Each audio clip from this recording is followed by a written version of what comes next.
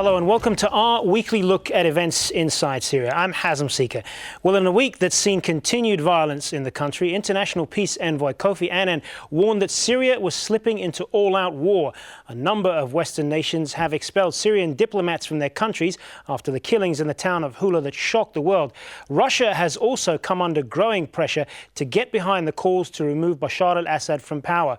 Kofi Annan says the crisis has reached a turning point, warning that the country is slipping into war. His remarks came during the Arab League foreign ministers meeting in Doha on Saturday. An all-out civil war of a sectarian nature is looming large. Thousands of Syrians have been displaced, and the crisis is now spilling over to the neighbouring countries. Tension is mounting, refugees are growing in number.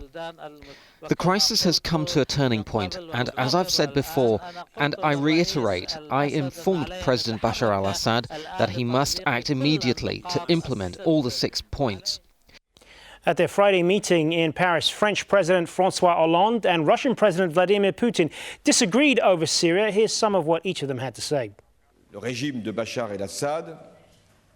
al-Assad's regime has behaved in an unacceptable and intolerable way and has committed acts which disqualify it. The only way out of this situation is with the departure of Bashar al-Assad. I think you all know it. Sanctions don't always work. The most important thing that we must do is to prevent the situation from developing in the worst possible way. That is, not to allow a civil war. We spoke earlier with Burhan Ghaliun, head of the Syrian National Council, and asked him whether the latest calls to turn the observers mission into a peacekeeping force is an implicit admission that the Annan plan has failed and it's time to try something different. It is clear from Mr. Kofi Annan's statement that the plan is facing a deadlock.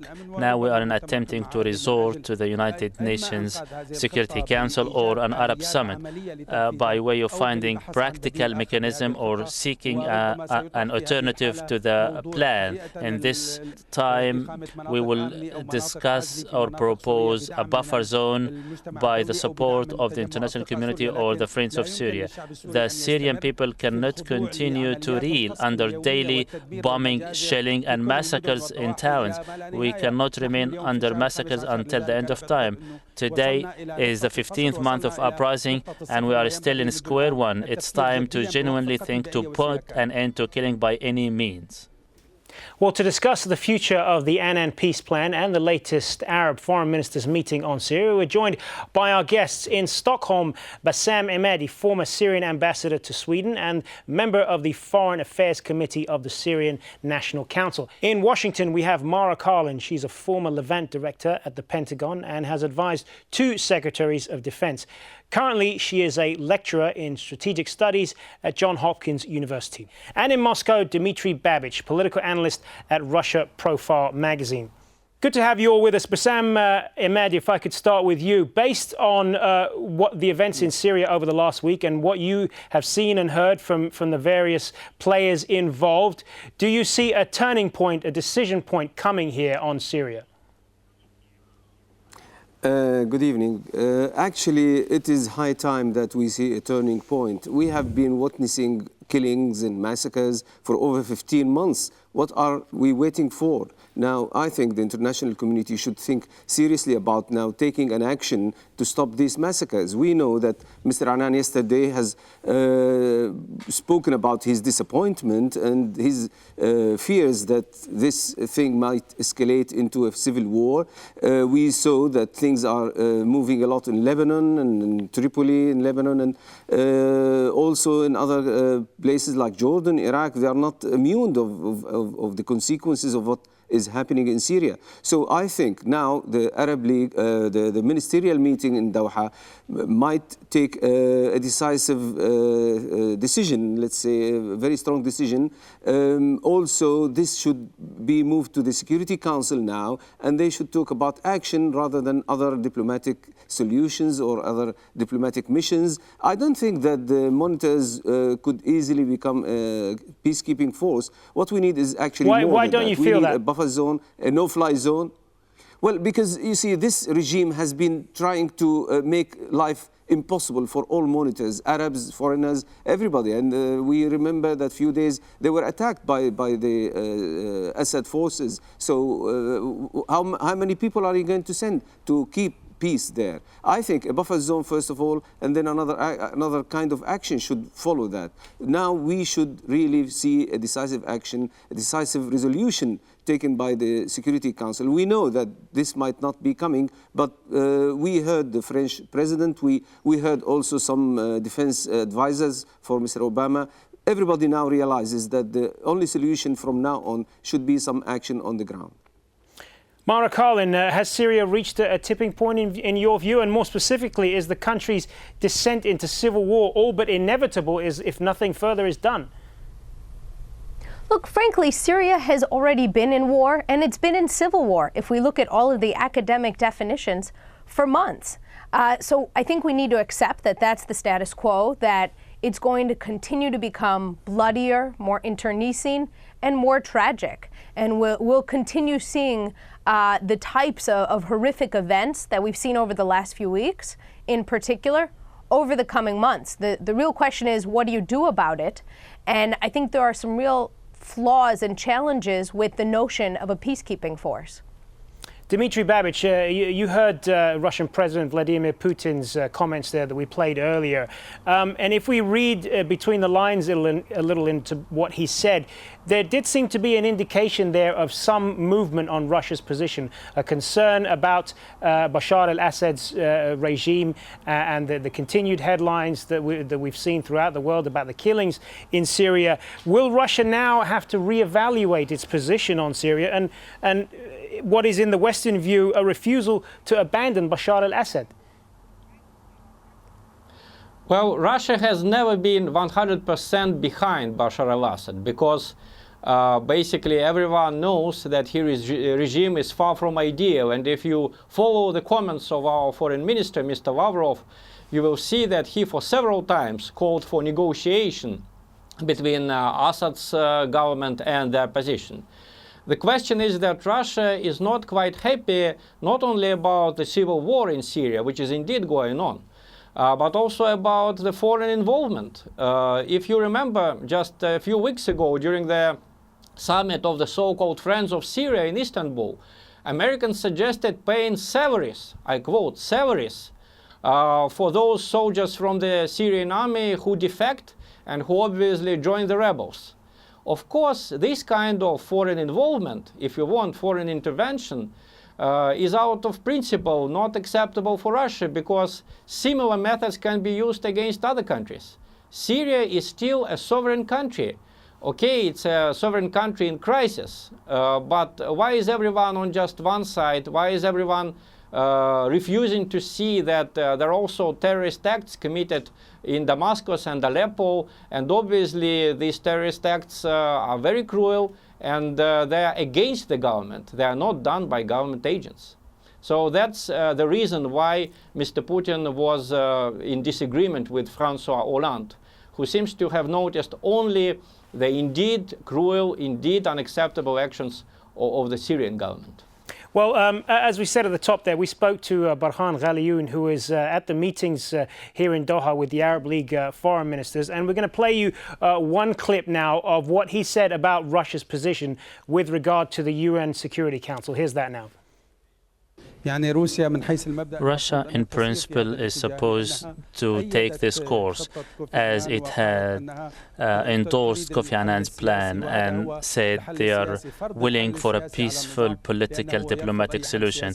The regime fails to abide by any proposal and it continues with the use of force. If Russia fails, it has come up with an alternative. What is the alternative? To veto against the Chapter 7, and this will be a very difficult choice rather than turning the mission into a peacekeeping force. So, Essam Emedi, what was your view there of what you just heard from the head of your organization, the Syrian National Council, about Russia's position? Does it need to make a decision here? Okay, just let me explain something first, please.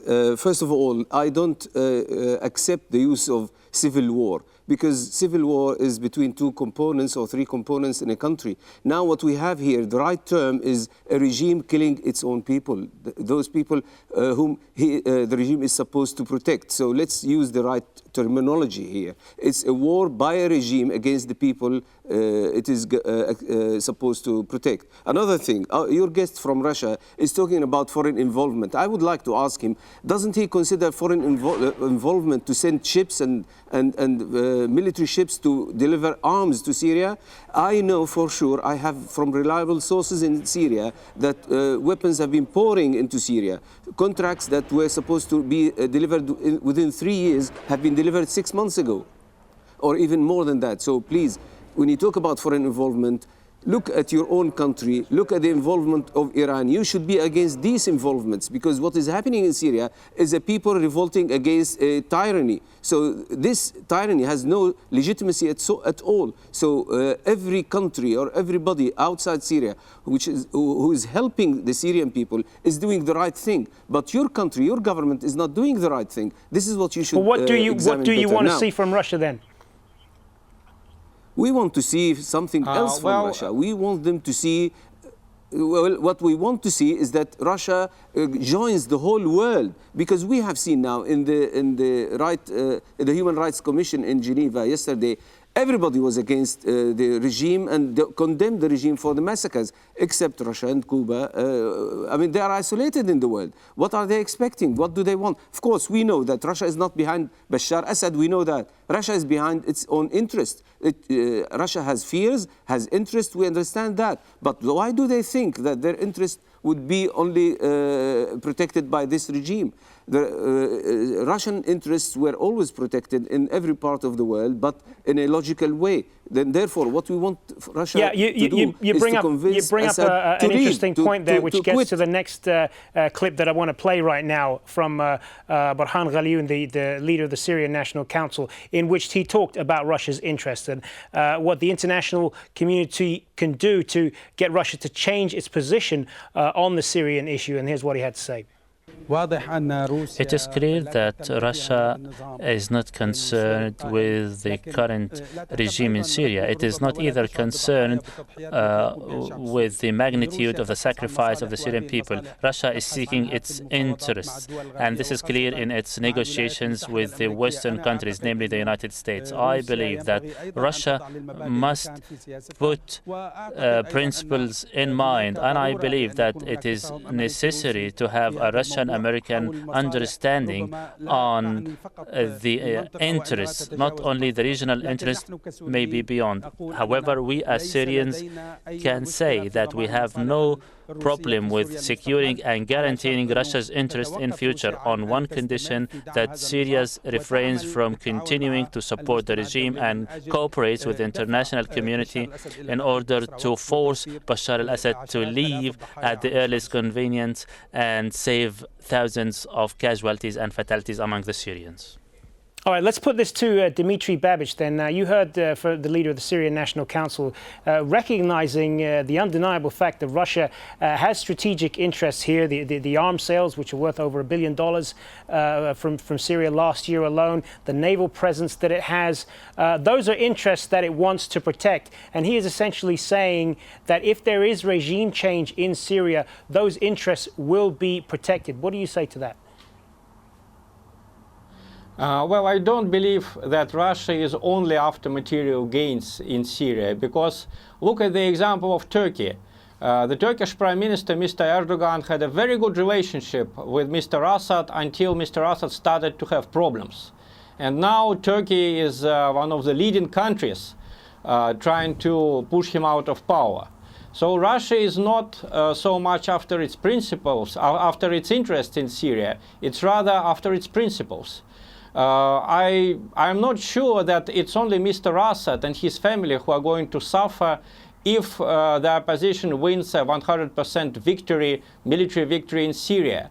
We all hear about the Alawite community, about the Alawite minority in Syria. Read the New York Times, the newspaper which is very sympathetic of the Syrian opposition. They write that Alawite sect, as they call it, I think it's outrageous to call it a sect because it's a religious minority. They write that Alawite minority will face annihilation if the opposition wins a total victory. So, of course, there are a lot of people in the world who are concerned about it. And we in Russia know very well that the story is not so simple because we have refugees coming from Syria. We have basically Circassians, an ethnic group from the Northern Caucasus, who emigrated to Syria more than 100 years ago, and now they are returning because they are afraid of the new regime. We have Armenians from Syria. You know, Armenians have been living in Aleppo for 2,000 years. They're coming back to Yerevan. Estimation so we know at this point that the Annan plan on the ground isn't working. We can see that in the continued frustration over his calls for the violence to stop. So short of military action, what else can the international community do here? There are some real challenges to all options, and I think that's really where we need to start out here. That we're looking at a wicked problem, we're facing a host of bad options. One notion that has been tossed out is the idea of a peacekeeping force. And a flaw with the peacekeeping force is that you need the relevant parties to support it. So you know that there's been actually a force like a peacekeeping force in Syria. Who should those relevant parties be? I mean, if we're talking, for example, are the United States going to contribute troops, for example, in the middle of an election year? Well, let's talk about what this looks like. I mean, as you probably know, there's been a peacekeeping-like force in Syria for almost 40 years. And it's maintained quiet where it is. This is the UN disengagement of forces, UNDOF, which is between the border of Syria and Israel. But it's been able to maintain that quiet because it's in both parties' interests, the Syrians and the Israelis, to do so. I don't see any evidence that the Assad regime is really willing to allow a peacekeeping force in a place like Homs to maintain quiet and to allow protesters to peacefully march. We've seen no evidence of its willingness to support this. So what other options are there then? I mean, is the US and the West prepared to shoulder the burden of military action if it comes to that?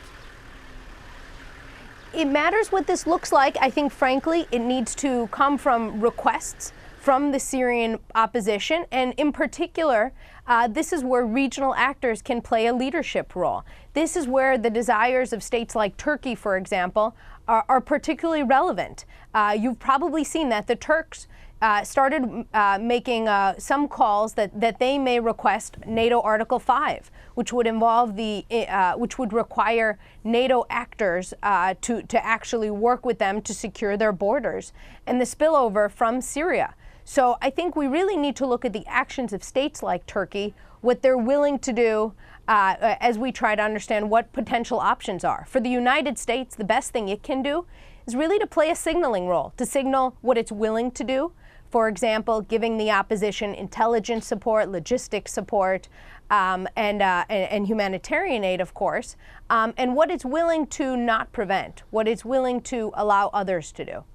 Bassam Emadi, are you not concerned that any more direct action in Syria, be it military action or otherwise, has the danger of only making things worse, opening up, for example, sectarian and the ethnic differences that have been talked about, and perhaps spark a wider regional conflict? Not really. Now, your guest talked about minorities. And Cherkess and Arman. I would like to remind him and others as well that Cherkess and Armenians came to Syria about 100 years ago, and they were living very well, very nicely before Assad regime came to power. So let's get rid of this illusion that Assad is protecting minorities. Assad regime is protecting itself by minorities. Armenians lived for 100 years, and they are living in Syria very well, and they will live very well. Now, the question is this: is the world afraid for the Alawites, 10% of the people? And it's no problem for 70% of the people being killed by those people. It's illogical what he's talking about, what others also are talking about. We hear a lot about minorities. Minorities have been living in Syria for hundreds of years. Nobody has been attacking them. They have been living in peace with other people. So the regime, this regime, is when this regime took power, their situation became worse. I can tell you that the Christians who lived in Syria, the majority of the Christians who left Syria left during the reign of this regime. Before that, Christians were living in Syria very well. They did not immigrate. There are statistics about that. Now, what concerns your question, this regime staying longer than it is now, longer than the time now, and prolonging this conflict will bring about instability more than any other solution. Believe me, nobody would like to see a war in his country. But I am one of those many Syrians who would wish any military action to come to get rid of this regime, because what we see now, what we saw before, is a criminal act by this regime. And these massacres are going to continue until something happens. If not, God knows what will happen. Dmitry Babich, let me put this to you. The longer the violence goes on in Syria and the longer the perception continues that Bashar al-Assad is responsible for all of this, how long can Russia maintain its position and the perception as well that it may be seen as being guilty by association here? Well, we know that international media can create lots of realities, and here we see this black and white picture where one side is black and the other one is white. But we have the experience of Libya, we have experience of many other countries where Western-sponsored revolutions did not bring the desired stability, they did not bring the desired peace. So Russia will protect international law and international rules of conduct and the right of nations to self-determination until it is possible to defend that position. That means until Russia exists. So we have the examples of many countries, and I think the Article 5 of NATO Charter in relation to Turkey is just a piece of hypocrisy, because that Article 5 is supposed to protect countries that are being attacked. I think it's laughable to say that actually a pretty small Syria is attacking Turkey, which has an army which is at least 5 times stronger than the Syrian army. Bassam Ahmadi, I want to put this to you about continue with this idea of the perception of that the opposition in Syria is not unified. How connected are you, first of all, with the opposition in Syria? And the reason I ask that is because people say the opposition there is not really, I mean, your organization, the Syrian National Council, has its own divisions and is not really reflective of the opposition movement inside Syria. There is something that people don't want to look to see very well. There are so many people in Syria who are capable and are willing to form parties, and they are very able politicians, but they are unable to come out in the open and talk about their programs, about their plans to set up parties in Syria. All of them are waiting for the minute that this regime falls in order to come out and start the democratic life. Now they cannot do it because this regime has been so brutal in killing the opposition, in killing even innocent citizens who are just going to buy their bread and butter. This is the reality of the matter. Now, all what people see are people outside. I can tell you the Syrian National Council is acting just as a representative outside, just to convey to the world what the message is from the revolutionaries in Syria. But when it comes to when the end of this regime comes, you will see a different story. Inside Syria, there will be some transitional parliament, transitional government that will prepare for elections. So this is what we are talking about when we talk opposition. Opposition is not only outside, and it's not only what we see in Syria now. There are few figures who are talking about removing this regime inside Syria, but they are only old parties. All right, I just want to give the last word. I just want to give the last word in the less than a minute that we have left to Kara on this. Tamara on this. How do you see this playing out? The longer the violence continues, and what options, if any, remain for countries like the United States and the Western powers? In terms of how this plays out, this will continue to get worse. Unfortunately, I think if we've looked at what we've seen over the last year plus, it has gotten bloodier, it has gotten more internecine and tragic, and that's inevitable. It's only going to continue as long as Assad thinks he has a lifeline. That is going to have to be the last word. We've got to leave it there. Thank you to our three guests in Stockholm, Bassam Emadi, in Washington, Mara Karlin, and in Moscow, Dmitry Babich. And as always, thank you for watching. Those of you who want to catch the show again, you can do so online. Just go to our website, aljazeera.com is the address. That's it from me and the team. Bye for now.